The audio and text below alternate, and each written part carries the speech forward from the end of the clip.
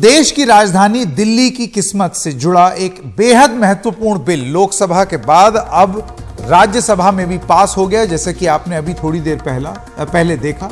यह विधेयक दिल्ली से ज्यादा दिल्ली की चुनी हुई सरकार की किस्मत को तय कर रहा है। इस विधेयक से दिल्ली की चुनी हुई सरकार की शक्तियां काफी कम हो जाएंगी। यह नतीजा है उस टकराव का जो दिल्ली में अरविंद केजरीवाल सरकार के सत्ता में आने के बाद से उसका लगातार केंद्र सरकार से चल रहा था।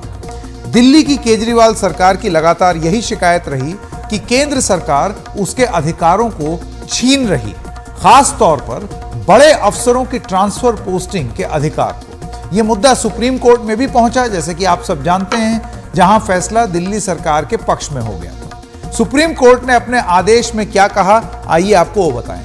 उन्होंने ये कहा था कि दिल्ली में अधिकारियों से जुड़े अधिकार उसकी चुनी हुई सरकार के पास ही है। जमीन, पुलिस और सार्वजनिक व्यवस्था से ये जो मुद्दे हैं, उनको छोड़कर उपराज्यपाल के पास कोई अन्य स्वतंत्र फैसला लेने की शक्तियां नहीं हैं। किसने कहा? सुप्रीम कोर्ट ने। सुप्रीम कोर्ट के 11 मई के इस फैसले का प्रभाव खत्म करने के लिए केंद्र सरकार ने 19 मई को दिल्ली से जुड़ा हुआ एक ऑर्डिनेंस लिया है, अध्यादेश। ये केंद्र सरकार के अधीन आता है, आप कर सकते हैं, सरकार कर सकती है। इस अध्यादेश को भी चुनौती दी गई, लेकिन सुप्रीम कोर्ट ने उस पर रोक लगाने के बजाय उस मुद्दे को 5 जजों की संविधान पीठ को भेज दिया है। यानी कि अब ये आपने देखा कि वो कानून बनने की तरफ एक कदम और आगे बढ़ा है। यहां अभी भी अदालत में मामला चल रहा है क्योंकि वो कॉन्स्टिट्यूशन बेंच को चला गया है। एक फैसला सरकार ने लिया, उसके बाद उसके खिलाफ सुप्रीम कोर्ट में गई केजरीवाल सरकार, वहां से राहत मिली, तो फिर केंद्र सरकार ने एक ऑर्डिनेंस लाया। आज उस ऑर्डिनेंस को राज्यसभा और लोकसभा में पास कराया और आप जैसे कि देख सकते हैं फिर से ये मामला कानून के पास चला गया है, संविधान पीठ को भेज दिया गया है। तो लगातार कोर्ट सरकार ये पूरा मामला दिल्ली सरकार के सेवा बिल पर चल रहा है। अब देखना है कि संविधान पीठ कब इस मुद्दे पर अपना अंतिम फैसला दे। दिल्ली सेवा बिल केंद्र सरकार के इसी अध्यादेश यानी कि ऑर्डिनेंस की जगह लेगा, जिसने दिल्ली की चुनी हुई सरकार की कई शक्तियों को सीमित कर दिया। आज इस बिल के पक्ष और विरोध में राज्यसभा में जबरदस्त दलीलें दी गई। इस मामले में विपक्षी गठबंधन इंडिया के सांसदों ने भी आम आदमी पार्टी की आपत्तियों को सही ठहराया। आम आदमी पार्टी के राज्यसभा सांसद राघव चड्ढा ने इस बिल के विरोध में जोरदार तरीके से दलीलें रखी। आइए सबसे पहले आपको राघव चड्ढा, जो कि राज्यसभा के सांसद हैं, उनकी दलील सुनाते हैं और उसके बाद राज्यसभा सांसद आरजेडी के मनोज झा, इन दोनों ने क्या कहा, जरा सुनिए। ये ट्रिपल चेन ऑफ अथॉरिटी को तार-तार करता है sir. Triple chain of accountability ये होती है कि अफसरशाही की जवाबदेही मंत्री को, मंत्री की जवाबदेही लेजिस्लेचर को और लेजिस्लेचर की जवाबदेही जनता को। इसमें से अगर आप अफसरशाही हटा देते हो तो फिर जवाबदेही की जो ये ट्रिपल चेन ऑफ अकाउंटेबिलिटी है ध्वस्त हो जाती है। तो ये काम करके संवैधानिक अपराध एक प्रकार से सरकार ने किया है। सर मेरा आखिरी भाग, ये कैसे एक एडमिनिस्ट्रेटिव हाराकिरी, एक एडमिनिस्ट्रेटिव गतिरोध पैदा करता है। ये कहता है सिर्फ उपराज्यपाल ही ट्रांसफर पोस्टिंग करेंगे एक समिति के माध्यम से, यानी कि अफसर अब मुख्यमंत्री की नहीं सुनेगा, मंत्रियों की नहीं सुनेगा। अगर अब दिल्ली में किसी के घर में बिजली नहीं आ रही, पानी नहीं आ रहा, किसी के बच्चे का स्कूल में दाखिला नहीं हो रहा, तो वो उपराज्यपाल के पास जाएगा, अपने मंत्री मुख्यमंत्री के पास नहीं जाएगा। क्या लोग जानते हैं उपराज्यपाल कहां रहता है? उपराज्यपाल कौन सी विधानसभा से चुनाव लड़ा, उपराज्यपाल ने कौन सा चुनाव जीता? लेकिन सारी शक्तियां एक चुनी हुई सरकार से निकालकर उपराज्यपाल को देता है। ये आगे कहता है सर ये बिल कि हम एलजी को सोल डिस्क्रिशन देते हैं, स्वयं के विवेक से फैसले लेने की तमाम शक्तियां। आज तक उपराज्यपाल और गवर्नर काउंसिल ऑफ मिनिस्टर्स की एड एंड एडवाइस से बाध्य थे, लेकिन यह बिल उपराज्यपाल को सुपरसीडिंग पावर देता है। आगे सर ये बिल जितने भी ब्यूरोक्रेट्स हैं उन्हें एक जुडिशियल अथॉरिटी बना देता है। यह कहता है अफसरशाही तय करेगी कि मंत्री का फैसला सही है कि मंत्री का फैसला गलत है, और अगर अफसर को मंत्री का कोई फैसला पसंद नहीं आया तो अफसर मंत्री का फैसला लागू करने से मना कर सकते हैं। और सर यह बिल अथॉरिटी, कमीशंस और कॉरपोरेशंस बनाने की तमाम गठन करने की, नियुक्ति करने की शक्तियां सारी की सारी केंद्र सरकार को दे देता है, यानी कि सरकार की चाबी एक प्रकार से केंद्र सरकार को हाथ में पकड़ा देता है। सर माननीय गृह मंत्री जी ने कहा था कि आम आदमी पार्टी एक सुपारी सी जितनी पार्टी है, एक सुपारी जितनी छोटी सी पार्टी है। सर, ये वो सुपारी जितनी पार्टी है जो आजाद भारत के इतिहास का फास्टेस्ट ग्रोइंग पॉलिटिकल स्टार्टअप कहलाती है। ये वो सुपारी जितनी पार्टी है जिसने 3 बार भाजपा को दिल्ली में हराया और 2 बार 2015 और 20 में आजाद भारत के इतिहास की सबसे बड़ी जनादेश की सरकार बनाई। ये वो सुपारी जितनी पार्टी है जिसने पंजाब में भाजपा को लगभग शून्य पर लाकर खड़ा कर दिया। ये वो सुपारी जितनी पार्टी है जो 10 साल में राष्ट्रीय पार्टी बनी। ये वो सुपारी जितनी पार्टी है जिसके 161 विधायक और 11 सांसद है। और ये वो सुपारी जितनी पार्टी है जिसका काम देखने के लिए first lady of United states of America और यूनाइटेड जनरल के पूर्व प्रमुख बान की मून आते हैं।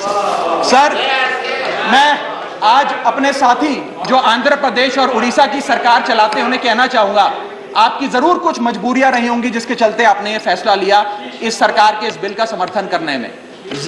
कुछ तो मजबूरियां रही होंगी, यूं ही कोई बेवफा नहीं होता। लेकिन मैं आपको कहना चाहता हूं कि आग जब लगेगी तो बहुत दूर तक जाएगी। राहत इंदौरी साहब का एक बड़ा महत्वपूर्ण शेर है, अगर खिलाफ है होने दो, जान थोड़ी है, ये सब धुआं है, आसमान थोड़ी है, लगेगी आग तो आएंगे कई घर जद में, यहां सिर्फ हमारा मकान थोड़ी है। लेकिन जब आपके घर में आग लगेगी, आम आदमी पार्टी आपके साथ खड़ी होगी, मैं आपको विश्वास दिलाता हूं। सेपरेशन ऑफ पावर को लेकर के मेरे कई कलीग कह चुके हैं, मैं कुछ नहीं कहना चाहता, बस ये 3 चीज कहूंगा सर। अगर ब्यूरोक्रेट्स मिनिस्टर को उत्तरदायी नहीं है सर, ये अराजकता को जन्म नहीं देगी क्या? मैं दिल्ली की जनता, अगर मैं दिल्ली सरकार हूं, मैं दिल्ली की जनता के लिए उत्तरदायी हूं। जैसे राघव कह रहे थे, अगर कोई विसंगति कहीं आती है, एलजी साहब के पास जाऊं सर, वो चुनाव जीते। हालांकि मैं जानता हूं इस देश में गवर्नर्स और लेफ्टिनेंट गवर्नर्स की भूमिका में विस्तार हो गया, अब तो वो राज्यों के नाम बदल दे रहे हैं। सर, आपकी मुस्कुराहट इंगित कर रही है कुछ। मैं ये कहना चाह रहा था सर, और मैं समझता हूं कि ये बात मैं कह करके, और 239AA के बारे में जो बातें कही गई हैं मैं उसको दोहराना नहीं चाहता। सिर्फ मैं एक चीज पे आऊंगा, कोरम। सर, ये कमाल का कोरम हुआ, 3 में से 2 होंगे। मुख्यमंत्री बेचारा चेयरमैन है, बहुत अच्छी बात कही उन्होंने, चेयरमैन विदाउट चेयर। मुख्यमंत्री चेयरमैन है, वो अगर 2 मिनट लेट भी पहुंचेंगे तो कोरम डिसाइड कर लेगा क्या करना है दिल्ली के लिए। Sir, it is not quorum, it is actually an instrument to decimate the very idea of elected government. उधर सदन में बिल को पेश करने वाले गृह मंत्री अमित शाह ने चर्चा के जवाब में इन सारी आपत्तियों को खारिज कर दिया और कहा कि यह ऐतराज महज राजनीतिक है। उन्होंने बताया कि यह बिल किस तरह दिल्ली के हित से जुड़ा हुआ है। मैं जरूर आश्वस्त करना चाहता हूं कि बिल के एक भी प्रावधान से मान्यवर, पहले जो व्यवस्था थी जब इस देश में कांग्रेस की सरकार थी, वो व्यवस्था में किंचित मात्र भी परिवर्तन नहीं हो रहा है। मान्यवर, मैं आज जो बिल लेकर आपके सामने उपस्थित हुआ हूं, वो महामहिम राष्ट्रपति जी के 19 मई 2023 को राष्ट्रीय राजधानी क्षेत्र दिल्ली में सेवाओं के प्रशासन और प्रबंधन से जुड़े अध्यादेश जो उन्होंने प्रख्यापित किया था, वो अध्यादेश से बनी हुई व्यवस्था के स्थान पर विधि द्वारा बनी हुई व्यवस्था को प्रस्तावित करने के लिए बिल लाए। ये इसका मूल उद्देश्य। इस बात पर पूरे सदन का ध्यान आकृष्ट करना चाहता हूं कि दिल्ली के रेफरेंस में संविधान का जब भी जिक्र करते हैं दिल्ली के शासन को मिले हुए अधिकारों के लिए, तब संविधान में धारा 239A को पढ़ना होगा, क्योंकि ये विशेष धारा है जो यूटी राजधानी क्षेत्र को व्याख्यायित करती है और उसकी शासन संबंधी सभी व्यवस्थाओं को इसमें वर्णित किया गया है। अब इसमें आप यहाँ पर ऐसा भाषण करेंगे कि आज दिल्ली की बारी है, कल उड़ीसा की है, आज दिल्ली की बारी है, कल आंध्र प्रदेश की है, आज दिल्ली की बारी है, कल फलाने राज्य की है। कोई संसद सदस्य ऐसी बातें सुन के अपना मत नहीं बदलेगा। राघव जी, आप जरा भी चिंता मत करिए। ऐसा नहीं है कि सिर्फ आप पढ़ सकते हैं, सभी लोग पढ़ सकते हैं, सभी लोग समझते हैं और सभी लोग चीज़ों को जानते भी हैं। सभी लोग जानते हैं कि इस प्रकार के बदलाव किसी राज्य में नहीं हो सकते, यूटी में ही हो सकते। मगर प्रॉब्लम इसमें राज्य और यूटी का नहीं है। हम है यूटी में, चुनाव यूटी के लड़े हैं और राज्य की पावर एंजॉय करनी है, इसका प्रॉब्लम है। मान्यवर, प्रॉब्लम का कोई जवाब भारत सरकार के पास नहीं है, दिल्ली की जनता के पास भी नहीं है, ये सदन के पास भी नहीं है। अपनी मानसिकता को ही बदलना पड़ेगा, सीमित करना पड़ेगा, संयत करना पड़ेगा, तब जाकर मान्यवर इसका रास्ता निकलेगा। उस वक्त कई बार कांग्रेस की सरकार थी और हमारी सरकार ऊपर रही, कई बार हमारी सरकार नीचे थी, ऊपर कांग्रेस की सरकार रही। ट्रांसफर पोस्टिंग के लिए कभी झगड़ा नहीं हुआ। उस वक्त यही व्यवस्था से निर्णय होते थे और किसी मुख्यमंत्री को कोई तकलीफ नहीं थी। मगर 2015 में एक आंदोलन के आधार पर बनी हुई सरकार है और फिर जो बताया कई सदस्यों ने कि केंद्र सरकार पावर हाथ में लेना चाहती है, भैया केंद्र सरकार को पावर हाथ में लेने की जरूरत नहीं है। 130 करोड़ की जनता की कृपा से हमें पावर भारत की जनता ने ही दे दिया। ये अधिकार हमें भारत की जनता ने दिया है और कई राज्यों में, पूर्ण राज्यों में भारतीय जनता पार्टी की पूर्ण बहुमत की सरकार चल रही है।